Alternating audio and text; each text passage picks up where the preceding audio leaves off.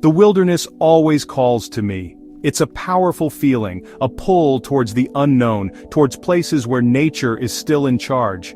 For years I've heard the stories, the hushed whispers around campfires about a creature that walks the line between myth and reality. They call it Sasquatch or Bigfoot, a massive ape-like being that roams the vast, dense forests of North America, leaving behind only giant footprints and baffling eyewitness accounts.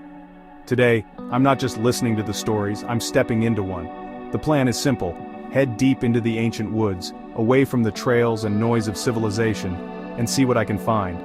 It's a mission driven by pure curiosity and a deep respect for the wild. This isn't about proving or disproving a legend with scientific certainty. It's about the adventure itself. It's about immersing myself in the environment where such a creature could exist. The thrill comes from the possibility, the idea that something so incredible might be hiding just beyond the next ridge or behind a thicket of ancient trees. You have to keep an open mind out here. The forest holds many secrets, and you never know what you might uncover if you just take the time to look and listen.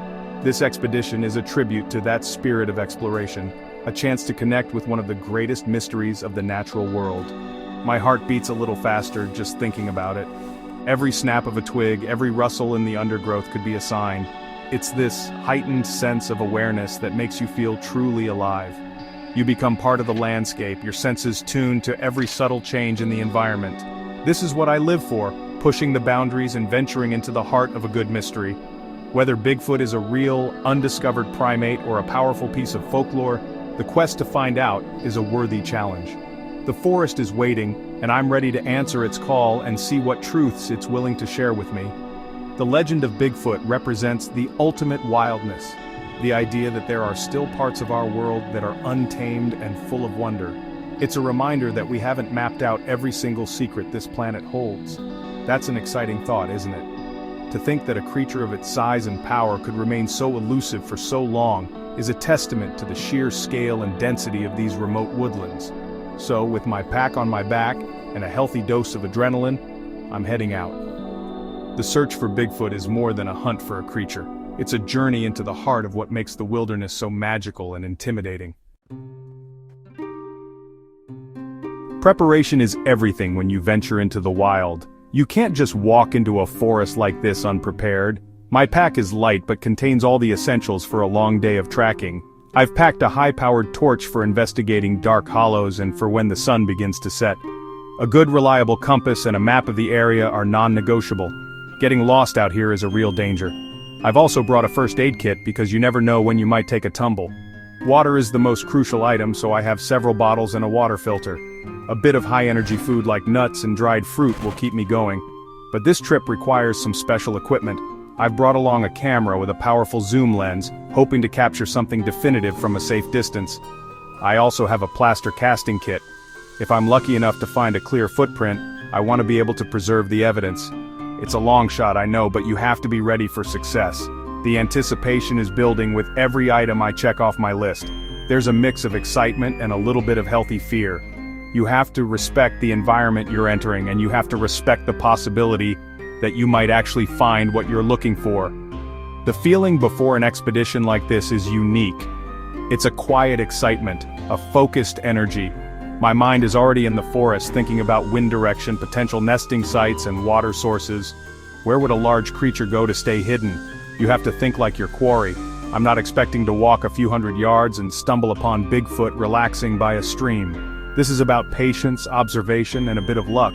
The real challenge is staying alert for hours on end, noticing the things that are out of place, a broken branch too high for a deer, or a track that doesn't belong to any known animal.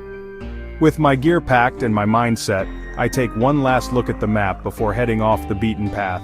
The air is already cooler here, beneath the shade of the giant trees. The sounds of the modern world fade away, replaced by the chirping of birds and the rustle of leaves. It's a strange feeling walking into a place where you are no longer at the top of the food chain. It's humbling. Every step forward is a step deeper into the mystery. The journey has officially begun, and whatever happens next, it's going to be an adventure to remember. Onward. The forest floor is a tapestry of fallen leaves, moss, and tangled roots. Moving quietly is a real skill here. Every step must be deliberate. My eyes are constantly scanning, Not just ahead, but to the sides, and even up in the trees.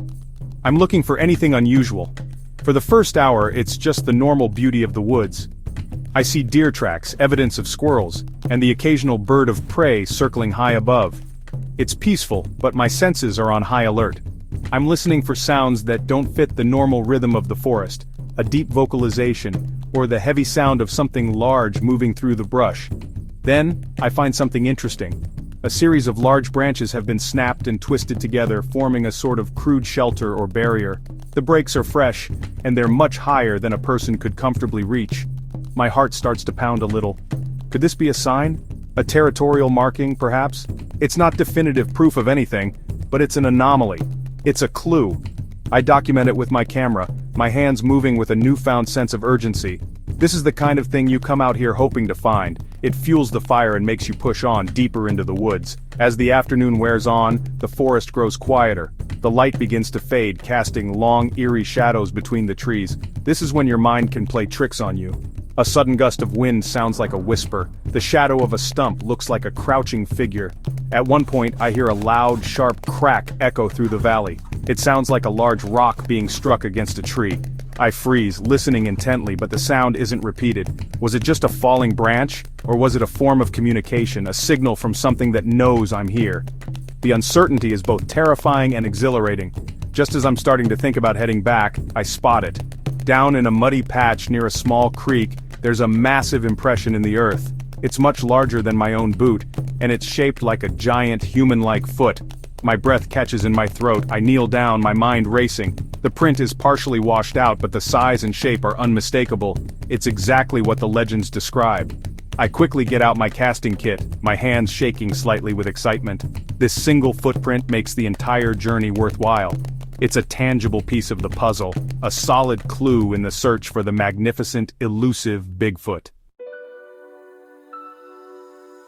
As daylight begins to fail, I have to make the trek back. The plaster cast of the footprint is carefully wrapped and secured in my pack. It feels heavier than it is, weighted by the significance of what it might represent. Walking out of the forest is a different experience than walking in. My mind is buzzing with the day's events, the strange broken branches, the unsettling sound, and of course, the footprint. I feel a profound sense of respect for this wilderness. It's a place that can hold a secret as big as Bigfoot, keeping it hidden from the prying eyes of the modern world. It's a powerful and humbling thought. This adventure taught me that the search is just as important as the discovery. It forces you to connect with nature on a much deeper level. You learn to read the signs, to listen to the silence, and to appreciate the immense power of the wild. Did I find absolute, undeniable proof of Bigfoot today? No. A single footprint and some broken branches are not enough to rewrite science books. But I found something that has deepened my curiosity and strengthened my resolve. The mystery is still very much alive, and that is a wonderful thing. It keeps the spirit of exploration burning brightly within us. The experience has left me with more questions than answers, and that's a good thing. It pushes you to learn more, to explore further. I feel a mix of emotions, excitement from the clues I found, a little bit of fear from the unknown sounds, and a deep sense of peace from spending a day completely immersed in nature. The forest has a way of stripping away the unnecessary and focusing you on what's real and what matters. It's a reminder of how much we still have to learn about our own planet, and how many wonders it still holds. The world is bigger and more mysterious than we often give it credit for. So, would I go Bigfoot hunting again? Absolutely. In a heartbeat. The search isn't over, it has only just begun. One day is not enough to unravel a mystery this old. There are countless other valleys, mountains, and forests to explore. The footprint in my pack is not an ending, but a beginning. It's a promise of future adventures and a symbol of the enduring power of myth and legend, in a world that sometimes feels like it has no secrets left. The wild is calling, and I will always be ready to answer. The search continues.